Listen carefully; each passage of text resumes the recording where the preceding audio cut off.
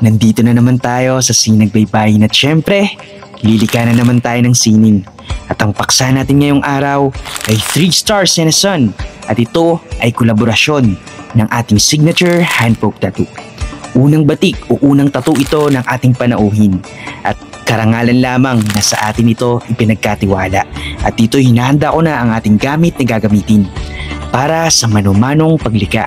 Yan lamang ang gamit natin dyan, kapatid. At dito'y nagsimula na tayong tumuldok.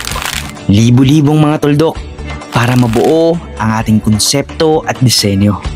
At ito mismo ang nagpapayunik sa ating estilo dahil nakakalikha tayo ng imahe mula sa hindi mabilang na mga tuldok sa mano-manong pamamaraan. Unang batik o unang tattoo ito ng ating panauhin pero astig dahil kayang-kaya niya. At nang matapos ay ito na. Ito ay kolaborasyon ng 3 stars and a sun at ng ating signature handpoke tattoo.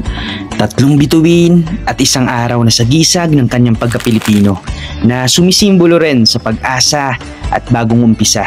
Nariyan din ang kabundukan para naman sa katatagan. At kung ilan ang bilang ng bundok ay siyang bilang ng mga taong itinuturing niyang nagpapatatag sa kanya. Ito ay 4, marahil ay 4 sila sa kanilang pamilya. Nariyan din ang alon para sa pagpapatuloy at kalakasan at baybayin ng kadwing na siya namang handog niya sa kanyang pagiging Ilocano. At sa mga nais rin subukan ng mano-mano na sining, magmensahe lamang dito sa amin. Ito muli ang Sinagbaybayin. Maraming salamat mga kapatid. 3 bituin at 1 araw. 3 stars and a sun!